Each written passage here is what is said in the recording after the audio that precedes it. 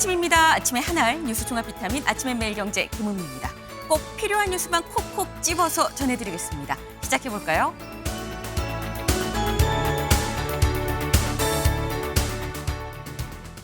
중앙일보 일면입니다. 38% 대 27% 대선 출발선부터 격차다. 38% 이재명 후보를 얘기를 하고요. 27%는 범보수를 다 합친 합산이 27%다. 합쳤는데도 이재명 후보와 10%포인트가 넘게 차이가 난다라는 거죠. 그러다 보니까 대선 출발선부터 벌써부터 격차가 벌어지고 있는 거 아니냐라는 얘기가 나옵니다. 다 합쳤는데도 왜 한 명을 못 당하냐라는 얘기가 나오는 상황. 다음 기사를 좀 이어볼까요? 국민일보입니다. 국힘 주자 지지율이 정체다라는 거죠. 커지는 윤결별 목소리. 국민의힘 주자들을 포함한 범여권을 다 합쳐도 이재명 후보의 지지율이 더 높은 이유, 지금 현재 지지율이 정체 국면에 들어갔다라는 겁니다. 네. 그러다 보니까 나오는 얘기가 윤 전 대통령과의 관계 설정을 어떻게 해야 되는 거냐라는 얘기가 살금살금 지금 나오고 있다라는 거죠. 이 얘기를 저희가 잠시 뒤에 대담으로 좀 짚어보겠습니다. 다음 기사 볼까요? 조선일보입니다. 15일 새 14배 폭등, 불나방 대선 테마주입니다. 선거가 있으면 원래 테마주가 좀 기승을 부리죠. 그런데 이번엔 유독 좀 심하더라라는 거예요. 지금 거의 한 2주, 15일 사이에 14배가 훌쩍 폭등을 했더라라는 건데 근데 이 테마주를 자세히 보니까 요게 좀 볼까요?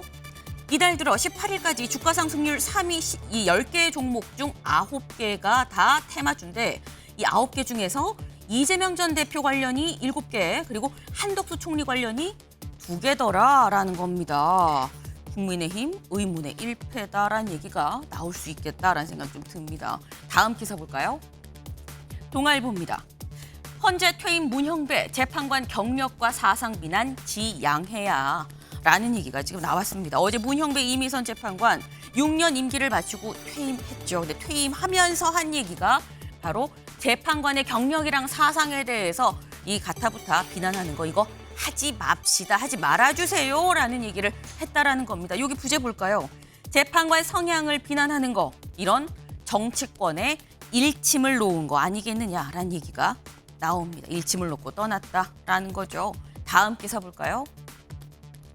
매일경제입니다. 미, 이번엔 해운전쟁, 중국 선방 입학련해라. 네, 지금 전 세계를 상대로 트럼프 대통령 관세 전쟁을 지금 벌이고 있습니다. 그런데 중국에 대해선 관세 전쟁 플러스 해운 전쟁도 선포를 했다라는 거죠. 여기 보겠습니다. 10월부터 톤당 50달러씩 이 해운 이관에서도 좀 부과를 하겠다라고 얘기를 했다라는 거예요. 이게 톤당 50달러, 그 톤당 5만 원 얼마큼 되는지 잘 모르겠는데 돈을 더 내긴 던지면 큰 돈이 할 수 있는데 이걸 선박 한 대당으로 치면 이게 물론 단순 계산이기 때문에 딱 맞지 않을 수 있긴 합니다만 단순 계산으로 치면 선박 한 대당 대략 한 80만 달러, 우리 돈으로 11억 한 5천만 원 가까이 됩니다.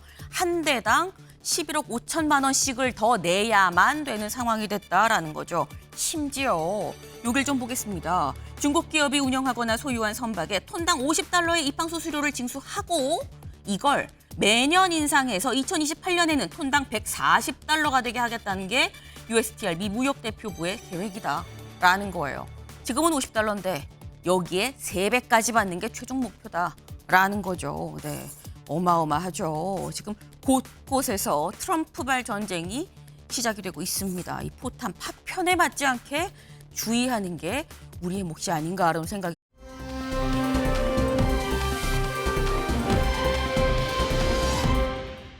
네, 어딘지 아실까요? 네, 바로 이 4.19 혁명 때 쓰러진 김주열 열사의 묘비입니다. 이 묘비를 한 시민이 이렇게 좀 쓰다듬고 있는 이런 모습이 보이시죠? 오늘 4월 19일 4.19 혁명 65주년이 되는 날입니다. 네, 이제 우리가 누리고 있는 어떤 민주화로 인한 이런 자유, 독재에 맞선 이 앞서 우리 선조들이 있었기 때문에 우리가 지금 이 공기와 같은 이 자유민주를 충분히 누리고 있는 것이겠죠. 때문에 65주년을 맞아서 다시 한번 좀 생각을 해볼 필요가 있지 않나라는 생각을 좀 해봅니다. 아침의 매일경제 뉴스 종합 비타민 언제나처럼 TV를 좀 크게 보시다가요. 궁금한 점은 유튜브 댓글로 남겨주시면 같이 좀 얘기를 보겠습니다. 함께해 주실 분들 소개합니다. 안녕하세요. 안녕하세요.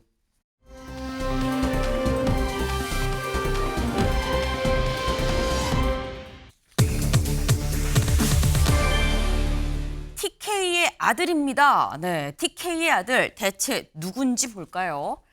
이 TK의 아들로 영남 맞춤형 공약 보따리입니다. 네.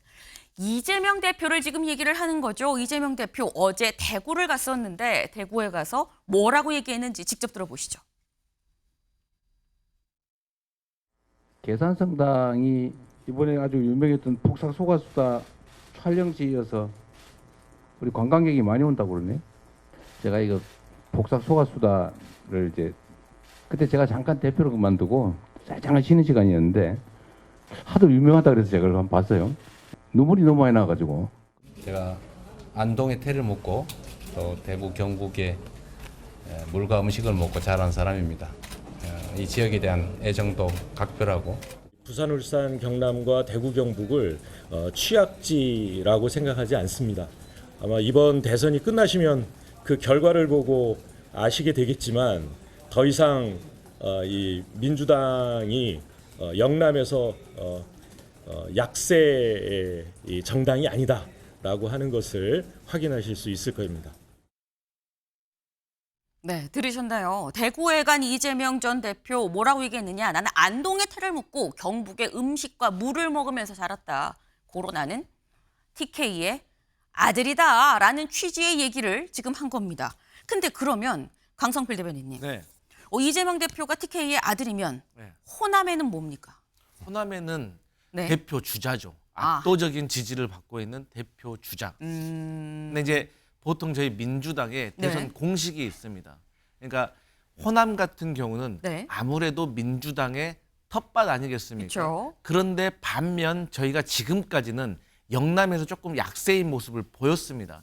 그렇기 때문에 민주당 출신 중에서 네. 영남에서 연고를 가지고 계신 분들이 대선 후보가 됐을 때 네. 대통령이 될 가능성이 높아졌다는 나름의 공식, 뭐 충청도의 승자가 대선의 승자가 된다는 네. 이런 공식이 있기 때문에 이재명 대표로서는 호남의 전폭적인 지지를 받으면서 또 영남의 아들이기 때문에 지난 3년 전 대선에서는 39%의 득표를 했지만 이번에는 45% 정도의 어허. 득표를 노리고 있다. 어. 하지만 여기서 1%를 얻어오는 거는 다른 지역에서 2%를 얻는 효과가 있기 때문에 이재명 후보로서는 상당히 공을 들 수밖에 없어서 대선 후보 출마 이후에 두 번째 방문한 것이다. 이렇게 보시면 될 것 같습니다. 네. 호남의 대표 주자, 호남의 대선 주자이자 TK의 아들이기도 하다. 안동에 태를 묻고 뼈와 살과 피를 만들어준 게 대구 경북 아니겠느냐. 대구 경북의 아들이다. 라는 얘기를 이재명 대표 지금 하고 있다라는 거죠. 네. 이지만 전략적이다라는 말씀을 지금 45%까지 좀 본다라고 말씀을 하셨는데 그 뒤에 윤호중 선대위원장 얘기도 같이 들으셨나요? 윤호중 선대위원장 뭐라고 얘기했냐면 영남에서 더 이상 민주당이 약세가 아니란 걸 이번 대선을 통해서 아마 확인을 할 겁니다. 라고 얘기를 했습니다. 이렇게까지 얘기한다는 건 뭔가 믿는 구석이 있는 거 아니겠느냐라는 건데 사실 어제 여론조사가 나왔죠. 갤럽 여론조사 TK 지역만 좀 빼서 보겠습니다. TK 지역만 빼서 봤을 때 이재명 19, 홍준표 19입니다. 그리고 한덕수 13, 김문수 11, 한동훈 8, 이준석 2. 물론 의견 유보가 18%나 된다라는 거예요. 네, 상당히 좀 의견 유보층도 있긴 있다. 하지만 그럼에도 불구하고 윤주진 위원님 지금 봤을 때 국민의힘의 텃밭이라고 불리는 대구, 경북 이 지금 TK 지역에서 이재명 후보와 홍준표 후보가 동률입니다. 이건 어떻게 보십니까? 물론 두 명만 보면 그렇게 보이실 수 있는데요. 네. 사실 나머지 한덕수, 김문수, 한동훈 이런 후보들까지 합쳤을 때는 여전히 이재명 후보의 TK 지지율은 좀 저조한 편이고요. 사실 이러한 수치는 이번만 그런 것이 아니라 과거에 모든 대선에서 사실 민주당 후보는 TK에서 그래도 적어도 한 20% 수준의 득표는 이상을 나오는 패턴을 보였습니다. 네. 그것은 왜 그러냐 하면은 TK, PK 지역은 기본적으로 산업단지가 많다 보니까 호남 출신 등 외부인들이 많습니다. 이런 분들은 태생이 또 다른 지역의 분들도 있다 보니까 여러 가지 좀 믹스된 그런 것이 있고요.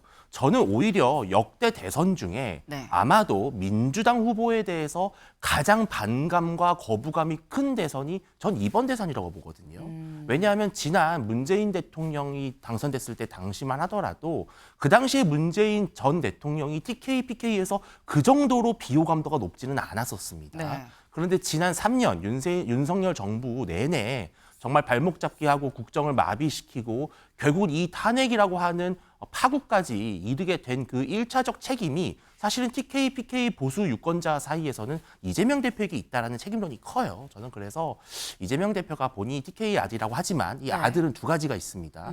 효자가 있고 안 그런 효자가 아닌 아들도 있지 않겠습니까? 제가 차마 그 말은 쓰지 않겠지만 네. 저는 TK의 아들이라고 해서 TK가 유권자들이 지지할 것인가 저는 상당히 의문이 남습니다. 네.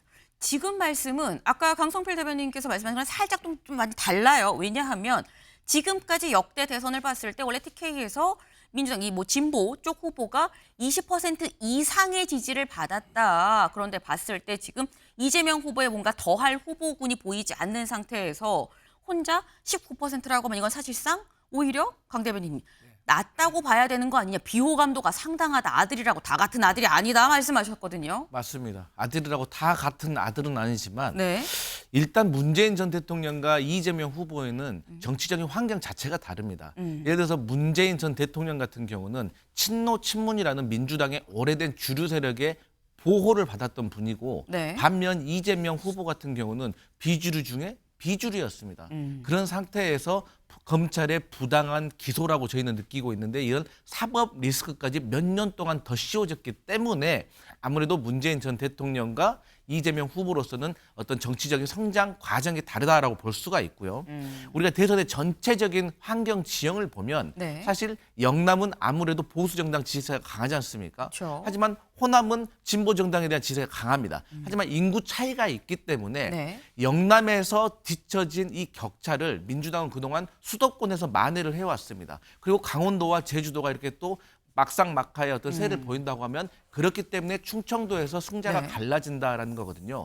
그런데 지금 현재 이재명 후보가 홍준표 나머지 보수정당 후보보다 비슷하거나 앞서고 있기 때문에 네. 이번에는 영호남에서 쉽게 말해서 비등비등한 그런 지지세만 얻는다고 하더라도 저희 민주당이 전국적인 지형을 봤을 때는 충분히 이길 수 있는 선거가 될 수 있겠다. 이렇게 설명할 수 있겠습니다. 아, 원래 민주당 입장에서는 영남에서는 좀 마이너스였고 여기서 마이너스 딴 데서 플러스로 채웠었는데 여기서 이 정도로 선방하면 딴 데 거 합치면은 더 잘 나가지. 뭐 이 말씀을 지금 해주신 거예요. 일단 뭐 지금 기간이 남았기 때문에 이 기간 동안 어떻게 지금 이 각 당에서 하느냐가 좀 관건이 될 텐데 일단 현재로서 봤을 땐 여야 통틀어서 뭐 단독 주자별로 봤을 땐 이재명 후보가 가장 앞서고 있는 상황이라고 볼 수가 있는 거죠. 이건 이제 이 대구 경북 말고 전체를 봤을 때 드리는 말씀입니다. 근데 마침 오늘 민주당에서 투표 결과가 하나 발표가 됩니다. 어떤 투표냐?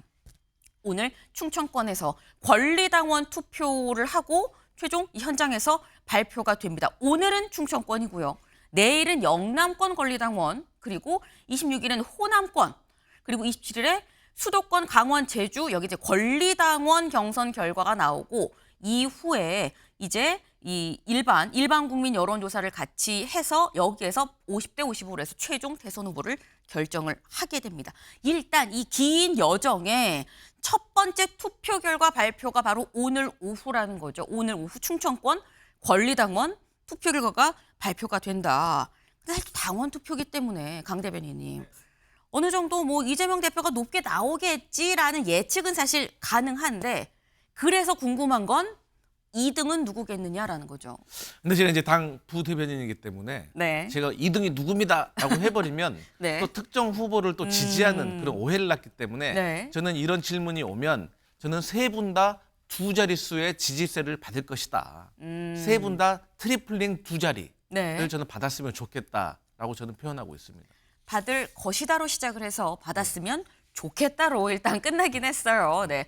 지금 위치상 내가 대변인이라서 다 말할 수 없어요라고 말씀하셨는데 윤주진 위원님은 예. 어떻게 전망하세요? 이게 이제 김경수라는 인물이 네. 자존심을 지키느냐 아니면은 자존심이 구겨지느냐 이 오늘 분기점이에요. 왜냐하면 충청권이라고 하는 것은 어쨌든 우리나라의 민심의 균형추라고 보이고 네. 또 늘 이제 대선 향방의 어떻게 보면 바로미터다 이렇게 표현이 됐는데요.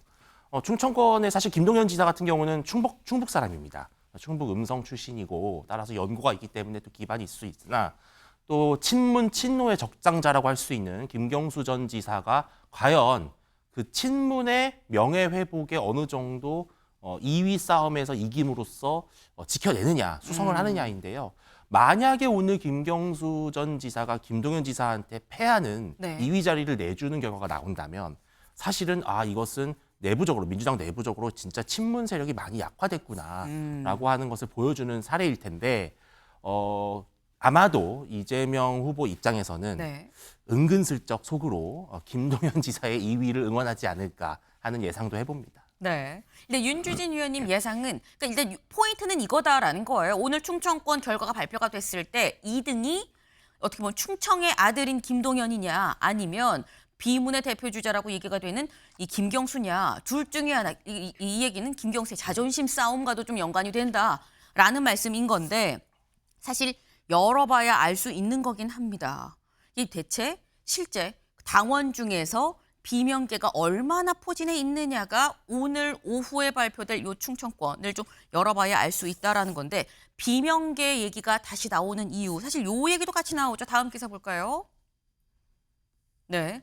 비명행사 여론조사 업체가 민주경선 또 참여 시끌입니다. 사실 이게 시끄러운 지 며칠 됐어요. 그젠가서부터 계속 좀 시끌시끌했었죠. 이 얘기가 뭐냐? 지금 이 지난 총선 때 소위 비명행사, 그러니까 이 비명계를 속아내기 위한 여론조사를 실시했다는 의혹을 받는 여론조사 업체가 있었습니다. 총선 때. 그런데 그래서 그 논란 끝에 최종 우리가 그럼 빠지겠습니다 하고 그 여론조사 업체가 빠졌죠. 그리고 논란이 좀 수그러드나 했는데 그 업체가 이번에 다시 이름 바꾸고 여론조사 업체로 다시 또 들어왔다. 대선 여론조사 업체로 들어왔다.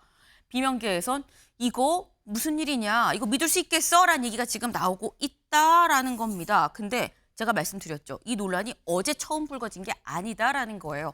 며칠 됐는데 김경수 전 지사가 어제 뭐라고 입장을 냈느냐. 이렇게 입장을 냈습니다. 왜 이런 의혹과 문제 제기가 됐는지, 선정 과정은 적절했는지, 정권 교체를 위한 경선 과정에 영향을 미칠 정도의 문제인지 등을 파악하고 판단을 하겠습니다라고 냈습니다. 이건 강성필 대변인님. 네. 김경수 전 지사가 좀 너무 늦게 입장을 낸 거 아니야? 라는 얘기와 함께 현재 김경수 전 지사의 스탠스는 뭐냐? 이거는 경선에 계속 가겠다는 거냐 말겠다는 거냐, 이의를 제기하겠다는 거냐 말겠다는 거냐라는 거죠. 저는 김경수 후보가 네. 저는 이러한 문제가 있다고 하더라도 완주는 할 것이다라고 저는 평가를 하고 있고요. 네. 그다음에 김경수 지사가 한간에서는 이러한 문제 제기를 하는 것이 조금 늦은 것이 아니냐 이런 표현을 할 수도 있지만 저는 그런 표현보다는 신중했다고 봅니다.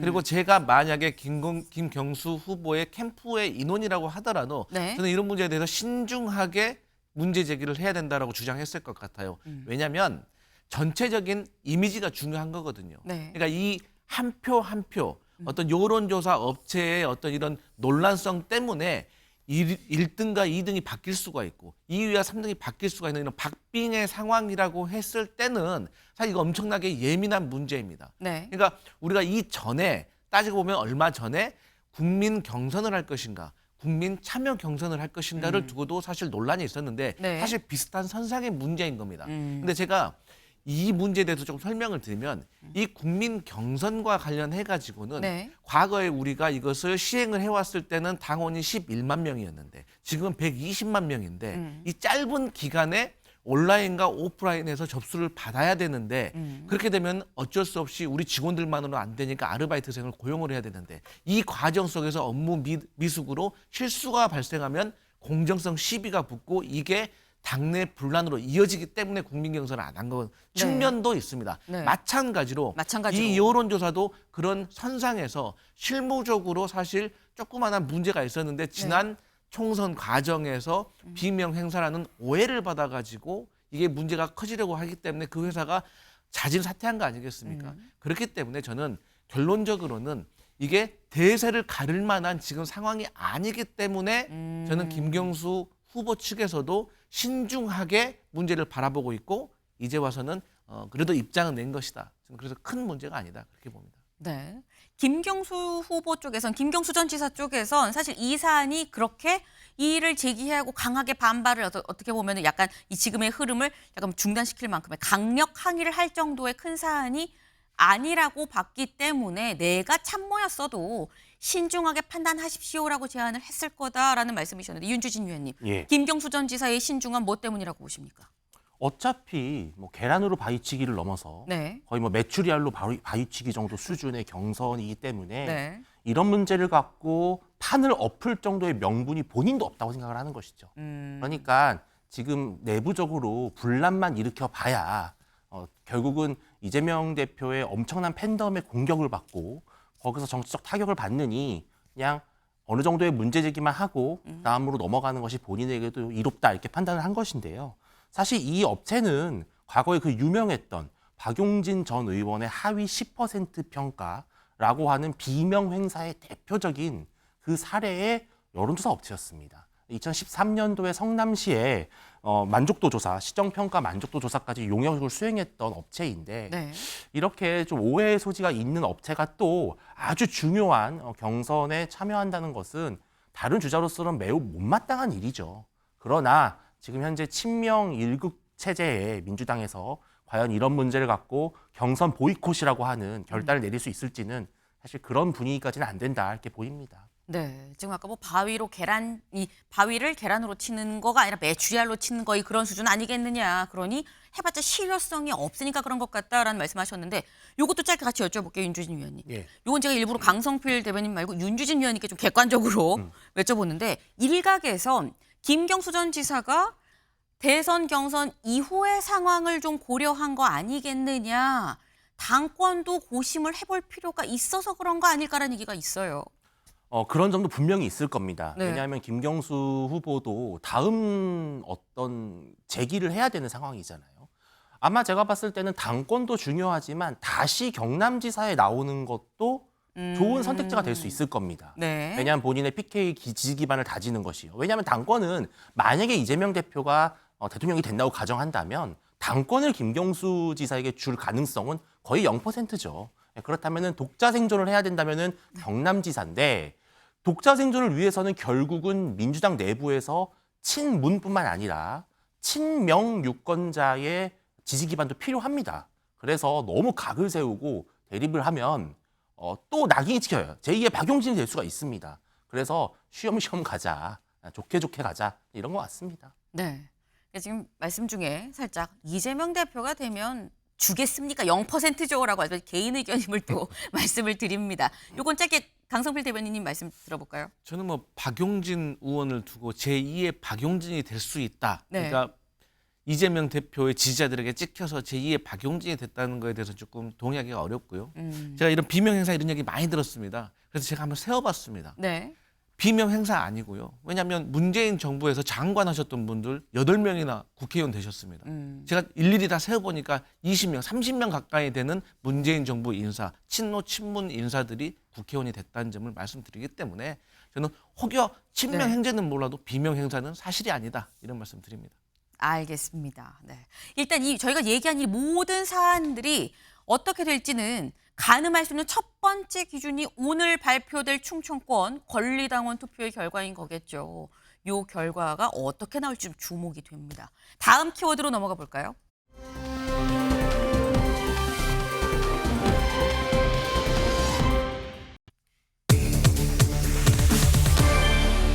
나에게 넌, 너에게 난. 네. 노래 가사인가 왜 나왔나 싶어요. 보겠습니다. 국힘 주자 지지율 정책 커지는 윤결별 목소리다라는 거죠. 아까 일면 소개하면서 살짝 말씀을 드렸죠. 국민의힘 주자들 현재 지지율이 좀 정체 국면이다라는 거예요. 실제 정체 국면이냐? 여론조사를 좀 같이 볼까요? 어제 갤럽에서 여론조사를 발표했습니다. 봤을 때 지금 여기 두 번째 보라색으로 되어 있는 게 어제 발표고요. 그리고 요 앞에 있는 회색이 바로 그 전주에 있었던 이 결과입니다. 그러니까 전주 대비도 같이 좀 보실 수 있다라는 것. 일단 요번에 발표된 거, 어제 발표된 건 이재명 38, 홍준표 7, 한덕수 7, 김문수 7, 한동훈 6, 이준석 2. 그 밖에 의견 유보가 30에서 26으로 좀 줄었다라는 걸 좀 볼 수가 있습니다.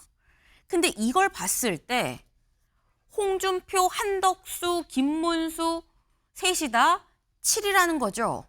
한동훈 후보도 사실 1%포인트 차이 6이에요.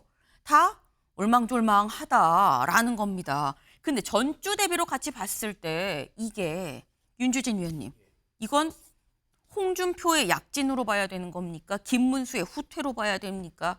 하향 평준화라고 봐야 됩니까? 어떻게 봐야 되는 겁니까? 근데 이거는 사실은 이재명 대표는 워낙 민주당의 독보적인 이제 주자잖아요. 네. 그래서 저 38%라고 하는 것은 사실상 민주당의 지지율이다 이렇게 보시는 것이 맞을 거고요. 나머지를 이제 합산했을 때 뭐 7 더하기 7 이렇게 하시면은 한 30%까지 나오는 것 같아요. 문제는 이 바로 의견 유보죠. 의견 유보의 26%는 아직 마음을 정하지 않은 것인데 네. 마음을 정하지 않은 의견 유보층이 선택을 할 때 과연 무엇을 기준으로 할 것이냐라고 했을 때는 사실은 이번 비상계엄 또 윤석열 정부에 대한 심판, 평가 이것이 안 들어갈 수가 없는 것이죠.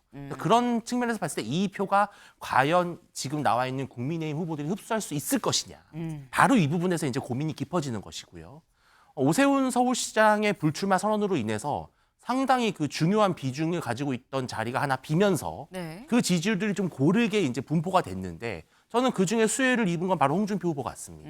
같은 광역단체장 출신의 어떤 스펙을 갖고 있고요. 네. 또 한덕수 국무총리는 이제 조금씩 출마설이 불거지면서 조금 더 응답이 많아졌는데 역설적이게도 김문수 후보는 바로 한덕수 권한대행의 지지율이 올라간 만큼 그 자리를 내줄 수밖에 없는 거죠. 왜냐하면 윤석열 정부의 어떤 중요 인물이라고 하는 상징성을 같이 공유하고 있기 때문에 네. 저는 요약하자면은 홍준표의 상승, 한덕수의 어떻게 보면 이제 자리매김, 그리고 김문수의 어떻게 보면 침체 이렇게 좀 요약을 할 수 있을 것 같습니다. 아, 지금 각각을 딱 정리를 해주셨어요. 홍준표의 상승, 뭐 약진, 한덕수의 뭐 자리 잡음, 그리고 김문수의 뭐 후퇴라고 표현을 좀 이렇게 정리를 한 줄로 좀 해주셨는데, 네. 지금 사실 뭐 지지율이 어떻게 보면 뭐 정리가 좀 되는 측면이다라는 거 볼 수도 있는 거고, 하지만 압도적으로 이재명 후보와는 또 현격한 차이가 있는 상태이기 때문에 아까 저 일면 소개에서 봤죠. 38대 다 합쳐서 뭐 27, 30밖에 안 되는 거 아니냐라는 우려도 나온다. 출발 선이 아예 다르다라는 얘기도 나와요. 그러다 보니까 아까 말씀 중에 계엄이랑 탄핵에 대한 판단이 이번 대선 투표에 들어갈 수밖에 없는 거 아니겠느냐. 그래서 그런 얘기가 나온다라고 말씀을 하셨는데 그래서인지 어제 대선 주자들 비전 발표가 있었거든요. 그런데 어제 그제 사이 이 국민의힘의 주자들한테 쏠린 질문이 모두 윤 전 대통령 탈당에 대해서 어떻게 생각하십니까? 라는 질문이 몰렸습니다. 각 주자별 입장 잠깐 들어보고 올까요? 대통령 자기들이 뽑은 대통령을 잘라냄으로써 위기를 모면하고 지지율을 회복하려고 하는 거 있는데 이건 책임 있는 정치는 아니라고 저는 생각합니다. 우리가 지금 경선 과정에서 이렇게 대통령을 자꾸 이렇게 경선 한복판으로 끌어들이는 것은 저는 적절하지 않다고 생각을 합니다. 이재명 대 우리의 참신한 그 후보자 간의 대결로 이끌어 나가려면 사실은 그 수밖에 없다고 그렇게 생각합니다. 지금 뭐 거의 후보들이 윤석열 전 대통령의 어떤 지지세를 등에 업으려고 하는 그런 구걸 전략으로 가고 있는데 저는 그 뭐 바람직하지 않다라고 봅니다. 윤석열 대통령을 붙들고 있어서는 안 됩니다. 윤석열 대통령 보내드리고 이제 이재명은 퇴출시키는. 그 뭐 윤 대통령 버린다 해가지고 그러면 뭐 갑자기 하늘에서 우리 지지 세력이 내려오나 그 지지 세력과 또 다른 지지 세력을 전부 합쳐서 저는 대통령 신분일 때 윤리위에서의 제명을 공개적으로 지시했었습니다.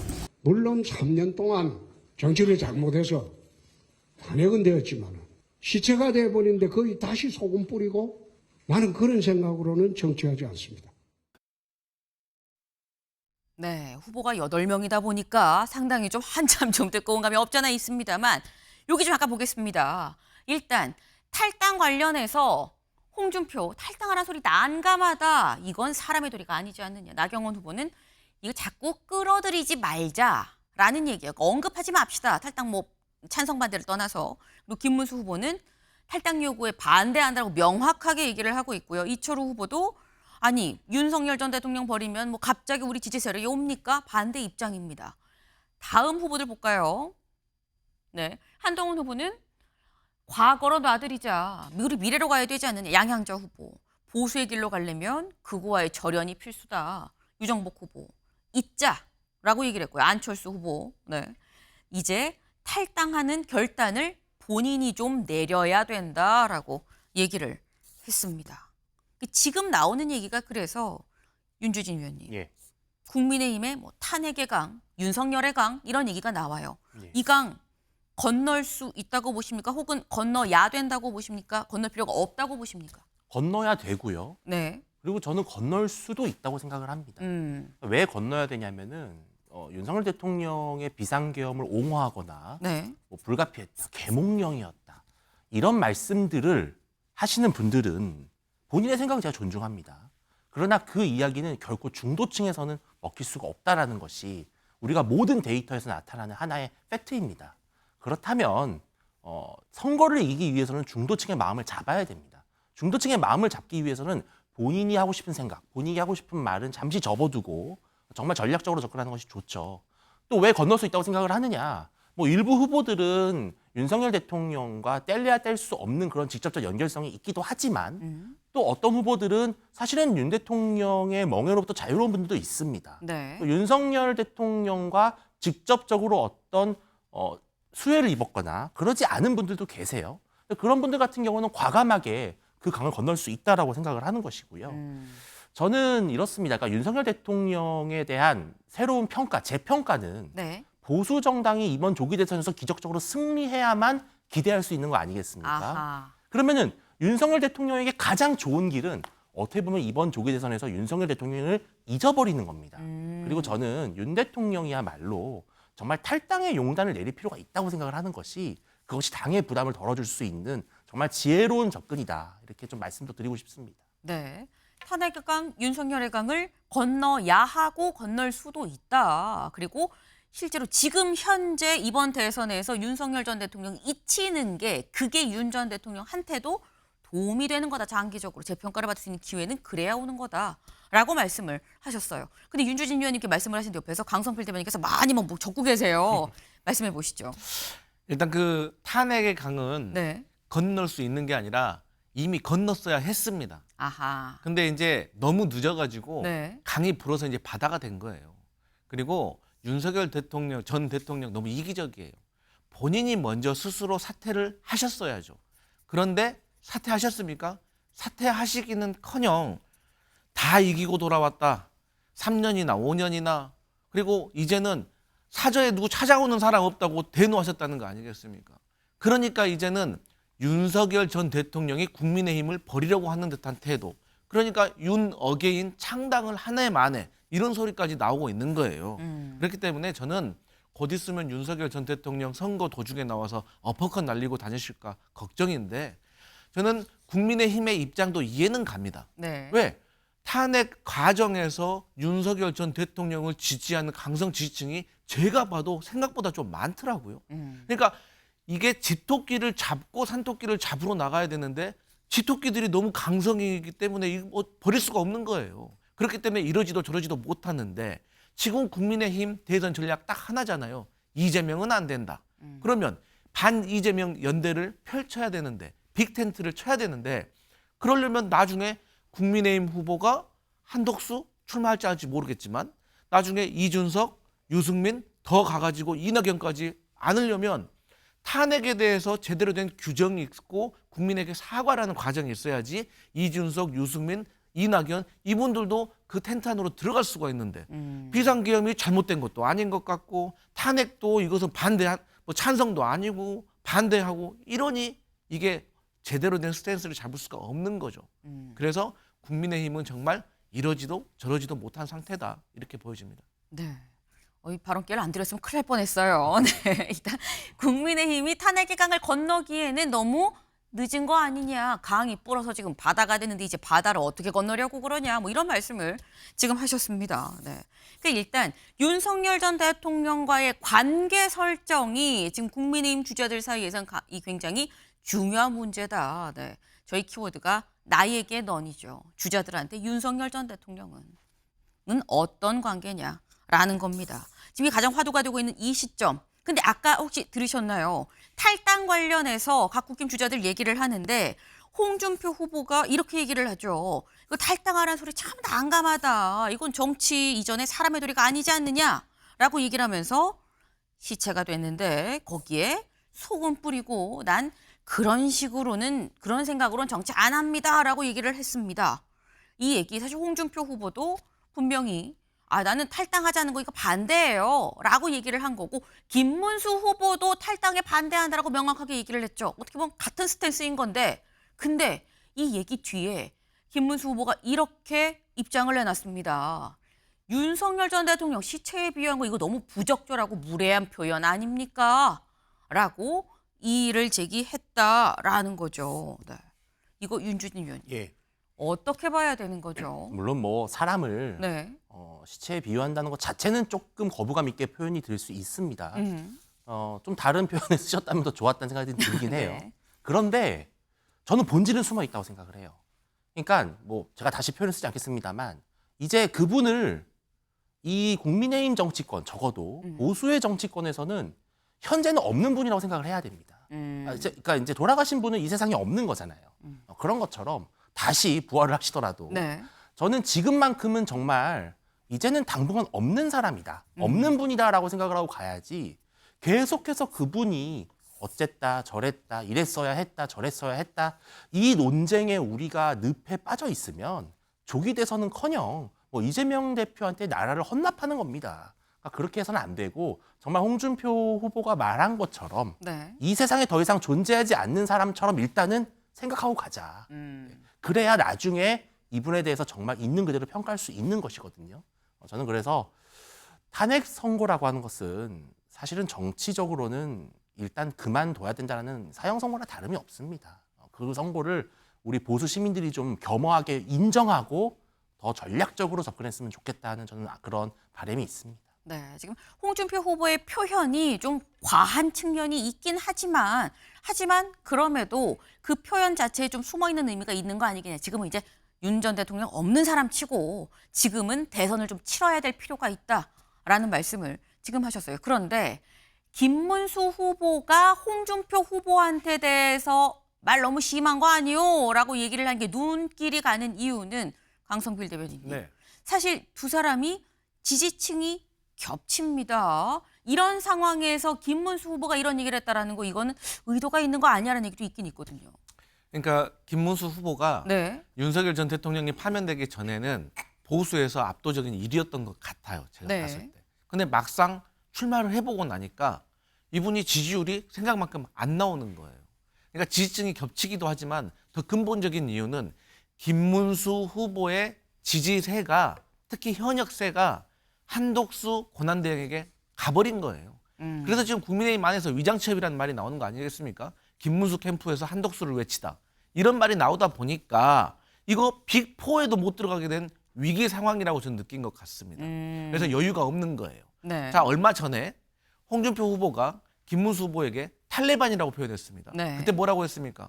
아주 점잖게 품격 있게 홍준표 후보 말이니까 뭐 고견으로 생각하겠습니다 했는데 이제는 네. 이제 저런 거 못 넘어가는 거죠. 그래서 지금이 저러한 어떤 모습들이 김문수 후보의 좀 추락세를 보여주는 것이다.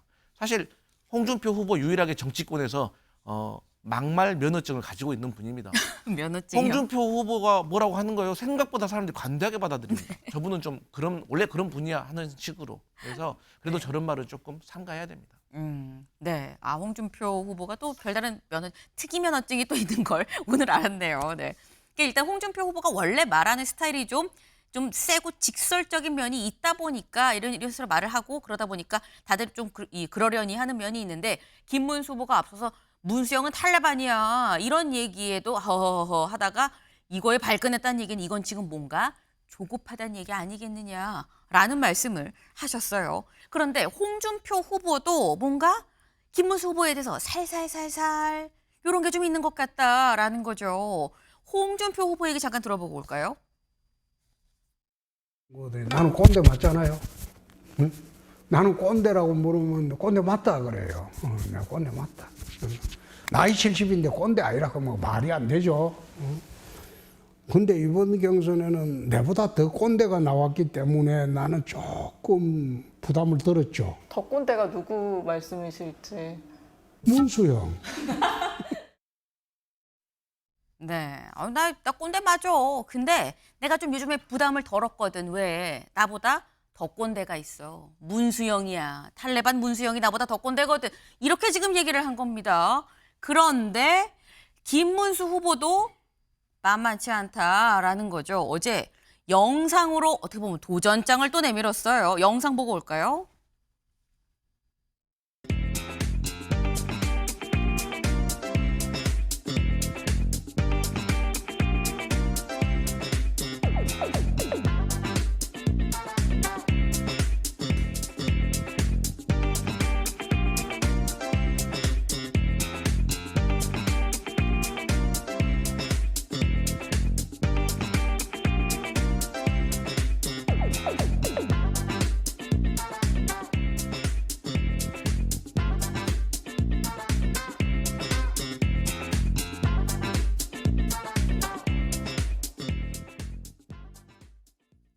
네, 김문수 후보 자신의 SNS에 지금 바로 저희가 방금 전에 본 그 푸시업하는 1분 동안 70개 푸시업하는 그 영상을 올렸습니다. 바로 이거죠. 네. 그런데 이 영상을 올리면서 뭐라고 했느냐? 요 밑에 샵으로 이걸 올렸어요. 이 김문수 문수형 1분 챌린지 푸시업 챌린지 홍준표 후보님 샵쫄이라고 올렸어요. 네. 그러면서 실제 또 보도 자료도 냅니다. 우리가 홍준표 후보 쪽에 직접 챌린지를 제안했다. 홍준표 후보도 1분 동안 푸시업 70개 한번 해보시죠. 몇 개나 할 수 있나 봅시다. 라고 우리가 제안을 했다라고 이 기자들한테 또 보도 자료를 또 냈습니다. 이건 윤주진 위원님. 예. 홍준표, 김문수 간의 요 구도가 뭔가 가시화되는 걸까요? 일단은 현재 굳이 국민의힘 경선 구도를 반으로 나누자면 네. 뭐 찬탄과 반탄 정도로 나눌 수 있지 않겠습니까? 네. 홍준표 후보야 뭐 명확하게 탄핵은 하지 말았어야 했다라는 입장이셨고 또 기각이 돼야 된다 이런 입장이었는데 이것은 이제 김문수 후보와 그 의견이 일치합니다. 그렇죠. 그렇다면은 만약에 지금 4강으로 갔을 경우에 최종 결선 투표 제도가 이번에 도입이 돼가지고 특이하게 마지막 최종 1대1 후보가 될 때 김문수 후보가 과연 그렇다면은 친윤의 적장소로 올라가느냐 아니면 그 자리를 홍준표 후보에게 뺏기느냐 즉 같은 지지층에서 지금 이 두 후보가 서로 각축전을 벌이고 있는 상황이에요. 네. 그렇기 때문에 이제 계속해서 서로 좀 도발 아닌 도발을 하는 것인데요. 근데 저는 김문수 후보가 본인의 이제 건강을 강조하시는 거잖아요. 근데 이게 유리한지는 잘 모르겠어요. 왜냐하면 네. 그 말은 즉슨 사실 본인이 고령이라는 걸 어떻게 보면은 더 부각하는 효과도 있고요. 또 지금 예를 들어서 지금 대선이 김문수 후보가 정말 너무너무 다 뛰어나고 인기가 높은데 네. 건강 문제가 좀 아쉬워라고 생각하는 유권자는 사실 별로 없는 것 같거든요. 딱 봐도 건강해 보이시거든요. 그래서 네. 저는 건강으로 이렇게 하는 거는 좀 뭐 재미는 있겠습니다만 별로 그렇게 보수층 유권자에게 호소력 있는 도전은 아닌 것 같다. 아마 홍준표 후보가 뭐 그런 거 저는 안 합니다. 그냥 하고 넘어갈 것 같네요.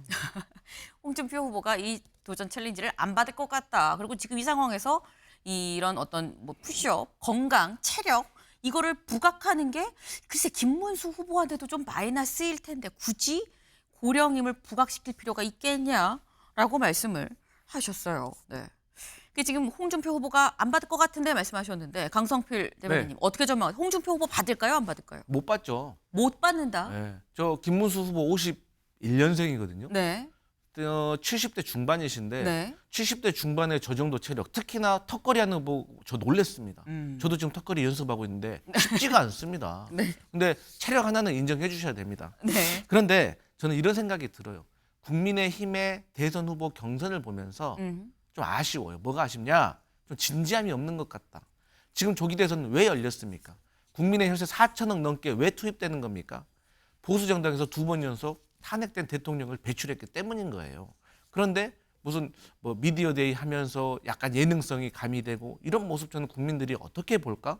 그리고 저런 모습 보통의 대선이라고 하면 네. 미래의 지도자를 뽑기 때문에 축제 같은 분위기에서 선출하는 게 전 좋다고 생각하지만 지금 조기 대선에는 조금 진지해야 될 필요가 있다. 저는 그런 생각합니다. 네. 지금 열리는 초기 대선을 축제 같은 분위기로만 치를 수 있는 건 아니지 않겠느냐. 왜 조기 대선이 치르게 되는지를 국민의힘 입장에서 좀 생각을 해봐야 되는 거 아니냐라는 다소 비판적인 말씀을 좀 주셨어요. 네. 그런데 이 지금 보면 홍준표 후보, 김문수 후보가 홍준표 후보한테도 계속 뭔가 이렇게 공격적인 옆구리를 쿡쿡 찌르는 이런 게 있고요. 홍준표 후보도 뭐 문수영 탈레반이고 뭐 괜찮아 나보다 꼰대고 이런 식으로 약간 밀어내는 듯한 모습이 보입니다. 그런데 김문수 후보를 밀어내는 홍준표 후보 이 사람한테는 상당히 또 호의적인 것 같다라는 거예요. 누구 얘기하는 건지 직접 들어보고 오시죠. 솔직히 나는 준석이 좋아해요. 이재명이를 잡으려면 준석이를 품어야죠. 근데 품는다고 발표를 하면 그거 나 안 찍겠다고 하는 당원들이 워낙 많으니까 내가 그 소리를 할 수 있어요. 나는 지금 이재명을 잡는 게 제일 목표인데 우리 당원들은 아직 감정이 지금 격해져 있다 이 말이야. 그래서 이준석이가 엑셀런트예요. 본인들이 원하는 것만 계속 얘기하고 있잖아요. 예. 제가 거기서 제가 왜 그렇게 해야 되는지는 제가 전혀 마음이 동하지 않는 거고. 네.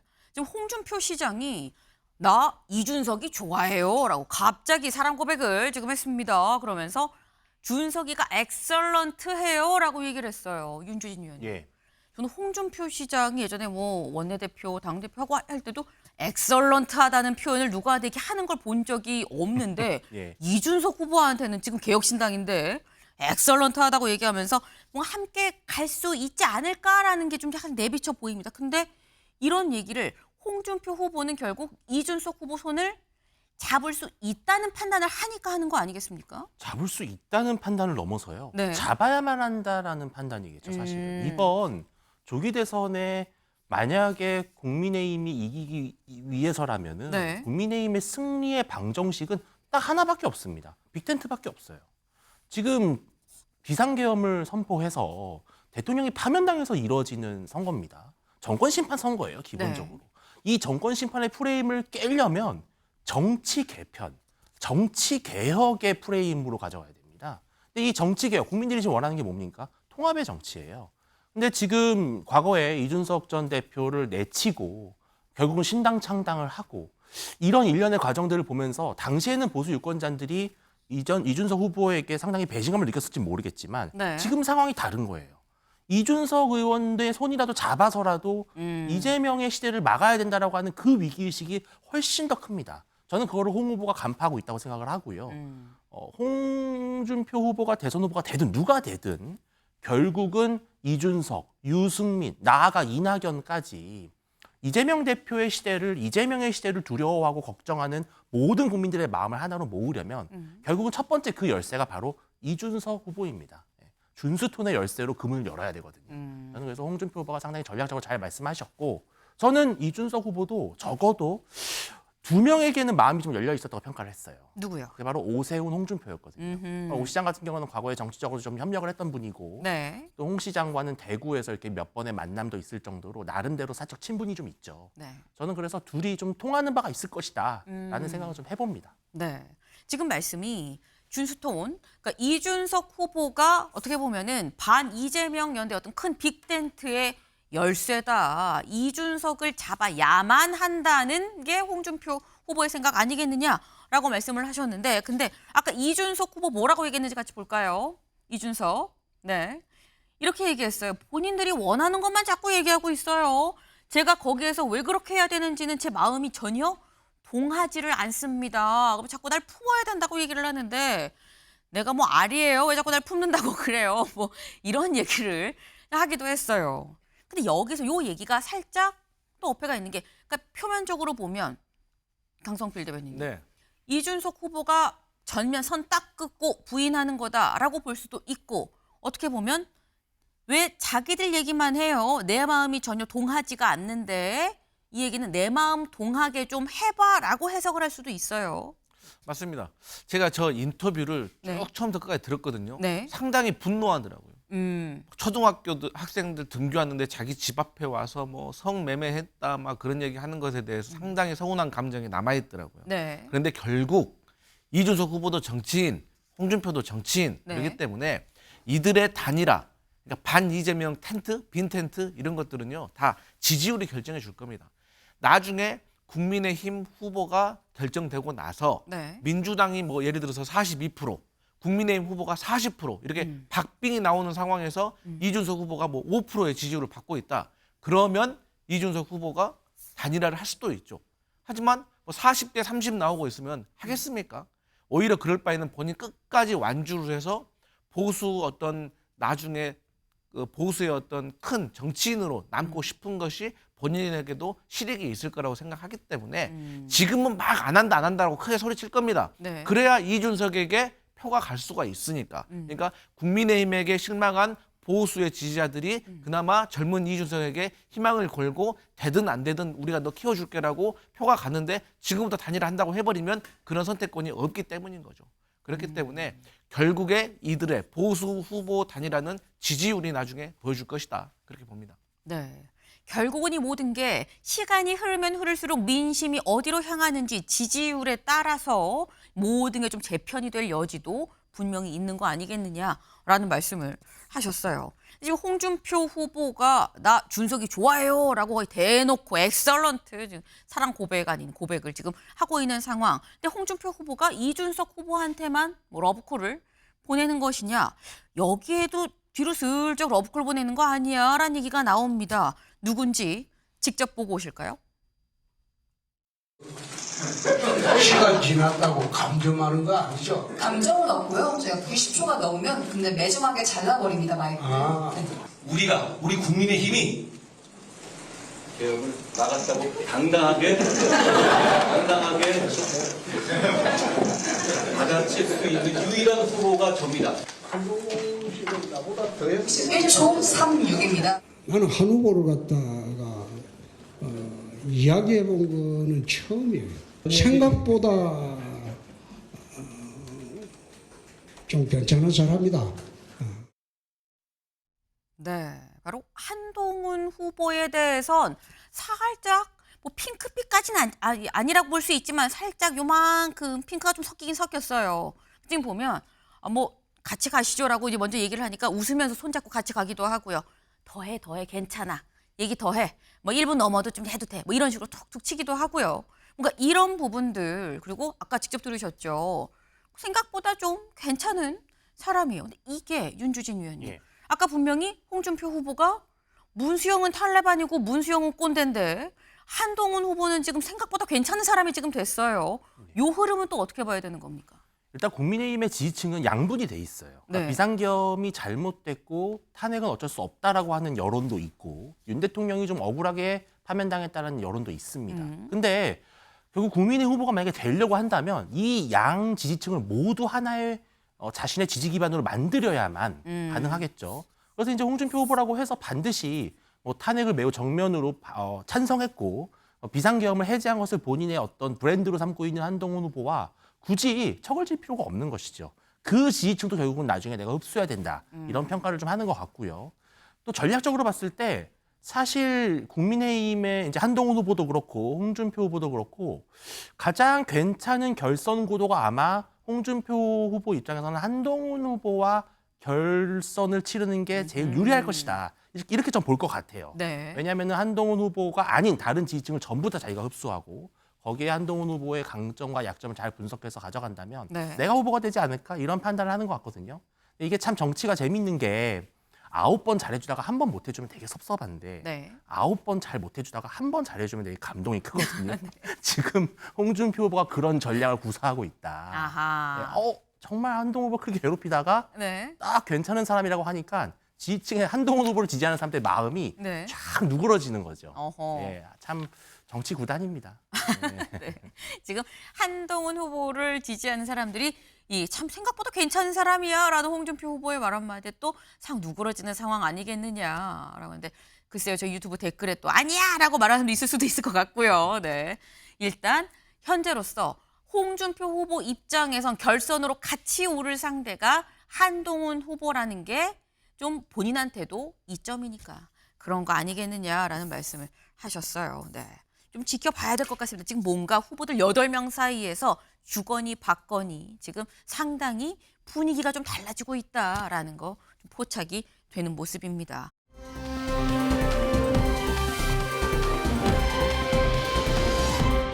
사람에 주목해보는 시간이죠. 아침엔 피플입니다. 오늘은 한 명이에요. 누구냐?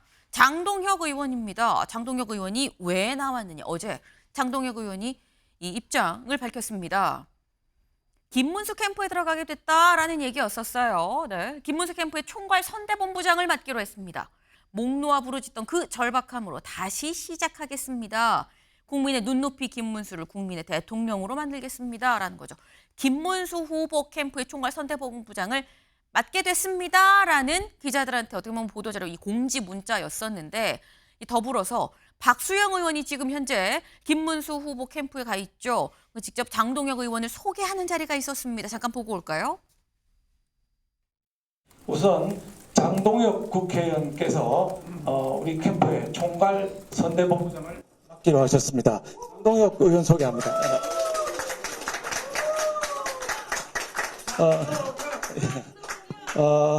장동혁 의원이 대권 주자인데 이번에 안 나오고 다음에 나오기로 했습니다. 예. 지사님 하신 다음에. 네. 장동혁 의원이 대권 주자인데 요번에 안 나오고 다음에 나오기로 했습니다라고 얘기를 했어요. 그래서 처음 듣는 사람들은 농반 진반인가 뭐 농담인가 그랬었는데 윤주진 위원님. 실제 장동혁 의원이 이번 대선에 출마할 생각이 좀 있었다는 얘기도 또 나오기도 하더라고요. 진실이 뭡니까? 저는 뭐 그 정도까지는 아니었던 것 같고요. 네. 다만 이번 탄핵 정국에서 장동혁에 대한 재평가는 분명히 보수 유권자 중에 있었어요. 그러니까 왜냐하면 사실 장동혁 의원은 대표적인 친한계 의원이었습니다. 네. 다들 기억하실 겁니다.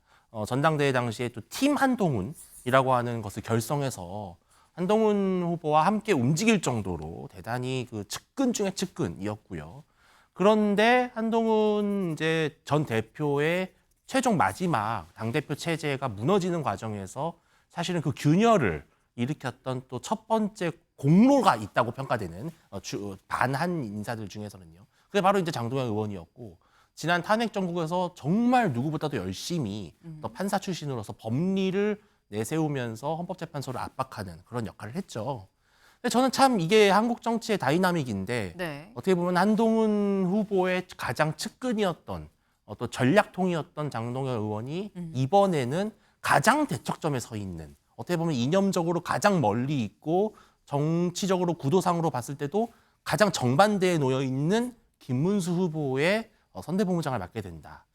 참 이것이 지금 국민의힘에서 나타나고 있는 여러 가지 정치의 어떤 혼란 또 이런 것들을 좀 상징적으로 보여주는 모습이 아닌가 생각이 듭니다. 네, 좀 다이나믹한 정치 어떤 한 모습을 보여주는 거 아니겠느냐라고 말씀을 하셨어요. 말씀처럼 장동혁 의원, 팀 한동훈의 어떻게 보면 대표적인 주자라고 얘기를 해야 될까요? 대표적인 의원이었었죠. 그런데 기억하시나요? 사실 체포영장을 지금 집행을 한이 많이 했었던 윤석열 당시 대통령에 대해서 체포영장을 집행 한이 많이 했을 때 지금 보시는 것처럼 그때 관저 앞에 국민의힘 의원들이 나왔었습니다. 그때 장동혁 의원이 등장을 하면서 장동혁 의원이 관저 앞에 체포를 반대하는 사람으로 나가 있다고 해서 사실 이목이 집중이 됐었는데 지금 여기에 대해서 강성필 의원님, 지금 윤주진 위원님께서는 이 결국 이 김문수와 한동훈, 실제 한동훈 후보도 이번에 출마를 했는데 한동훈이 아니라 이제 김문수 후보 캠프의 총괄 선대본부장을 하는 게 다이나믹한 정치의 현주소다라고 표현을 해주셨거든요. 어떻게 보십니까? 그러니까요. 저는 이게 다이나믹인 건지 정치의 비정함인 건지 저는 한동훈의 리더십이 부족한 건지 장동혁 의원이 계산이 빠른 건지 저는 사실 너무 헷갈려요. 네. 그런데 어쨌든 간에 한 명의 정치인이기 때문에 어쨌든 본인의 판단이 있는 것이고 그 판단에 따른 책임은 또 본인이 정치적으로 지는 것이기 때문에 저는 또 한편으로는 장동혁 의원의 입장도 이해는 갑니다. 그럼에도 불구하고 어쨌든 너무 진영에서 진영을 넘어가는 듯한 그런 모습은 과연 당 지지자들과 국민들에게 어떻게 비칠지, 그리고 특히나 저희 민주당이 보기에는 네. 어쨌든 지금은 한동훈 전 대표, 한동훈 후보가 내세우는 슬로건이 상식적이라고 생각을 하거든요. 그런데 판사 출신인 장동혁 의원이 그 반대, 그러니까 탄핵을 반대하고 네. 계엄을 옹호하는 듯한 그런데 앞장섰던 모습이 사실 다소 실망스럽다. 이런 말씀을 드릴 수 있겠습니다. 네. 지금 한동훈 후보의 리더십 부재냐 아니면 장동혁 후보의 좀 계산적인 면인 거냐 비정함이냐 뭐냐 나도 헷갈린다라고 말씀을 지금 주셨어요. 근데 일단 어쨌거나 결론적으로 장동혁 의원은 이제 김문수 후보 캠프의 총괄 선대본부장으로 갔습니다. 이제 총괄 선대본부장으로서 이제 임할 생각인 건데 그 전에 먼저 김문수 후보 캠프에 들어간 사람이 박수영 의원이죠. 박수영 의원은 사실 또 이런 얘기를 했었거든요. 잠깐 들어보고 오실까요? 좋은데 예. 네. 앞으로 계속된다면은 뭐 100%까지 가겠지만 예. 현재 상태에서는 65대 35 정도, 아. 65% 정도의 출마 가능성이 있다. 대한민국을 먼저 생각하자. 저 이재명이라고 하는 정권 사범에게 넘어가는 것이 정말 괜찮은 일이냐라고 설득을 하면 저는 뭐 동의하실 거라고 보고 있습니다. 네, 지금 박수영 의원 사실 이 김문수 후보 캠프에 가기만 하루 이틀 전에 뭐라고 있었냐? 한덕수 대행 거의 한 65% 나올 수 있다. 그리고 내가 일일이 만나서 국민의힘 의원 108명 중에서 54명 다 일일이 한덕수 대행을 지지한다고 내가 입장을 받았다라고 얘기를 했죠. 근데 그렇다고 보면 지금 현재 윤주진 위원님, 예. 지금 이 김문수 후보 캠프에 뭐 장동혁 의원이 뭐 대선 출마를 하니만 어쨌든 자기가 직접 출마하니만이라는 얘기가 있었던 장동혁 의원 그리고 한덕수 대행을 지지했었던 박수영 의원이 지금 다 김문수 후보 캠프에 가 있어요. 예. 이게 괜찮나라는 얘기가 나올 수도 있습니다.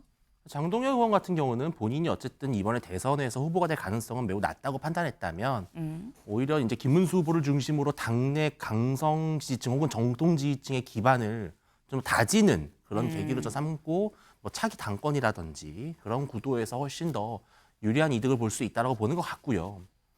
박수영 의원은 정말 좀 약간 의외죠. 왜냐하면은 사실은 당내에서 가장 뭐랄까요, 좀 대놓고 노골적으로 한덕수 총리를 옹립하려고 하는 그런 여론전을 펼쳤던 사람입니다. 페이스북을 통해서도 많은 말씀을 또 하셨는데 그런 박수영 의원이 그렇다면 상식적으로 봤을 때는 한덕수 총리를 옹립하는 움직임을 주도하는 것이 상식적으로 맞잖아요. 네. 근데 그게 아니라 갑자기 그 당내 경선의 주자 중에 한 분을 이제 지지하는 네. 쪽으로 갔습니다. 근데 이것은 사실 제가 봤을 때는 한덕수 권한대행이 출마를 만약에 한다 하더라도 박수영 의원에게 그렇게 섭섭한 일이 아닐 것 같아요. 즉, 이 박수영 의원은 한덕수 곱하기 김문수의 어떻게 보면 교집합이에요. 그러니까 만약에 홍준표 후보나 이런 분들이 후보가 되면 한덕수 후보는 사실은 단일화를 좀 생각할 여지가 좀 줄어들 수가 있습니다. 네. 워낙 정치적으로 치고 올라올 것이고 당을 기세를 업고 올라올 것이기 때문에. 근데 이제 김문수 후보가 만약에 정말 본선 후보가 된다면 네. 사실 김문수 후보에게 많은 장점이 있으신 분이지만 고질적으로 나오는 지적 중에 하나가 중도 확장성 문제잖아요. 이런 문제 때문에 결국은 한덕수라고 하는 새로운 카드가 있어야 되는 게 아니냐라고 하는 여론이 만들어질 수 있기 때문에 둘 다 서로에게 윈윈일 수 있다라는 생각이 듭니다. 네. 지금 사실 뭐 다른 얘기를 하다가 김문수 후보 캠프에 들어갔다고 볼 여지도 있지만 후보의 이 김문수 후보 캠프에 들어갔다는 것 자체가 사실 어느 누구에도 이 실제 당사자들한테도 마이너스가 아니다. 결국 모두한테 윈윈인 상황이다라는 말씀이셨어요.